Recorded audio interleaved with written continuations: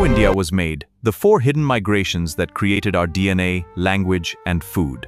चाय के चुस मसालों की खुशबू और हमारी भाषाएं, हम अपनी इस भारतीयता पर गर्व तो करते हैं, लेकिन क्या हम जानते हैं कि हम असल में कौन हैं? हमारा डीएनए किस गहरे इतिहास को छुपाए बैठा है? इस राज को खोलने के लिए वैज्ञानिकों ने किसी पुरानी किताब को नहीं, बल्कि हमारे शरीर में छिपे जीनोम को पढ़ा। हार्वर्ड यूनिवर्सिटी की इस जेनेटिक स्टडी ने हमारी नसों में बहने वाले इतिहास का एक ऐसा नक्शा खोला जिसने सबको चौंका दिया। चलिए अपनी सारी पुरानी धारणाओं को पीछे छोड़कर विज्ञान की रोशनी में इस सफर की शुरुआत करते हैं और देखते हैं कि हम सब मिलकर कैसे बने हैं।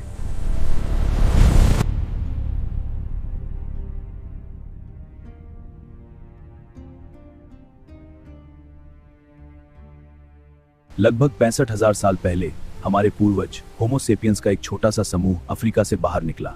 वो शिकारी थे जो नए शिकार और जिंदा रहने की उम्मीद में आगे बढ़ रहे थे। वे अरब प्रायद्वीप से होते हुए आखिरकार भारतीय उपमहाद्वीप पहुंचे। ये हमारे पूरे इतिहास का सबसे पहला और मजबूत आधार था, द फर्स्ट इंडियंस। आज आप भारत के किसी भी हिस्से में जाएं, किसी भी जाति या धर्म के इंसान को देखें, उनके डीएनए का 70 से 90% हिस्सा इन्हीं फर्स्ट इंडियंस से आता है।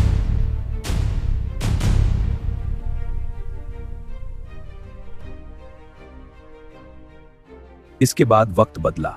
करीब 9,000 साल पहले ईरान के जाग्रोस पहाड़ों से चरवाहों और शुरुआती किसानों का एक नया समूह भारत की ओर बढ़ा। बलूचिस्तान के मेहरगढ़ में ये नए प्रवासी हमारे फर्स्ट इंडियंस से मिले।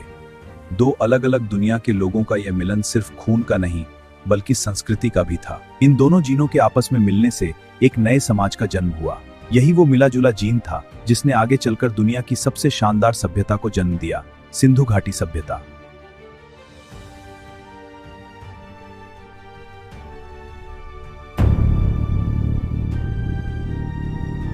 ईसा पूर्व 2000 से 1000 के बीच जब सिंधु घाटी के शहर जलवायु परिवर्तन के कारण बिखर रहे थे, तब मध्य एशिया के घास के मैदानों यानी स्टेपी से एक और बड़ी माइग्रेशन। ये लोग अपने साथ घोड़े, कांसे के हथियार और भाषाएं लेकर आए। डीएनए स्टडीज बताती हैं कि इनका वाई क्रोमोसोम आज भी उत्तर भारत की आबादी में गहराई से झलकता है।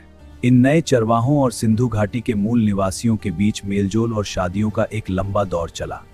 इसी संगम से शुरुआती वेदों और सांस्कृतिक जड़ों का विकास। प्रवासियों की इन लहरों ने भारत को अपनी भाषाएं भी दी। हड़प्पा के लोगों से हमें द्रविड़ भाषाएं मिली, तो स्टेपी के चरवाहों से हमारी धरती पर संस्कृत की नींव पड़ी। हमारा खाना भी इसी इतिहास की देन है। हड़प्पा के चूल्हों में आज से 4000 साल पहले भी हल्दी, अदरक और लहसुन के साथ अनाज और अलग अलग तरह का मांस पकाया जाता। हैरानी की बात है कि 16वीं सदी से पहले हमारे पास न मिर्च थी, न आलू और न टमाटर। मुगलों और यूरोपीय प्रवासियों के आने के बाद हमारे भारतीय खाने का पूरा चेहरा ही बदल गया।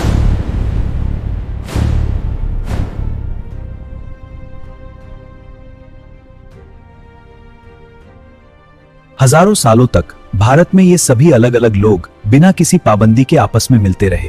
इसी अटूट मिक्सिंग से हमारा साझा भारतीय समाज तैयार। लेकिन करीब 2000 साल पहले यह आपस में मिलना अचानक बंद हो गया। समाज ने सख्त पाबंदियां लगा दी, अंतर्विवाह शुरू हुआ और जातियां बंद दरवाजों में कैद हो गईं। अक्सर हम सोचते हैं कि प्राचीन भारत बिल्कुल अलग थलग रहकर महान बना और हमें सब कुछ पहले से पता था, लेकिन सच ये है कि ज्ञान कभी किसी एक की बपौती नहीं। कोई भी संस्कृति अपने आप में पूरी नहीं है।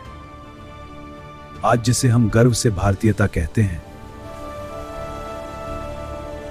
वह दुनिया भर के विचारों, खान पान और भाषाओं का एक खूबसूरत संगम है। हमारी महानता अलग रहने में नहीं, बल्कि दुनिया को अपनाने में है। यह कहानी किसी कल्पना पर नहीं, बल्कि हार्वर्ड यूनिवर्सिटी के जीनोमिक डेटा और वैज्ञानिक सबूतों पर टिकी है। जीनोमिक्स कहता है कि कोई भी पूरी तरह शुद्ध नहीं है। भारत की असली ताकत हमारी शुद्धता में नहीं, बल्कि इस गहरे और खूबसूरत जुड़ाव में है। हम सब मिलकर भारत बने हैं।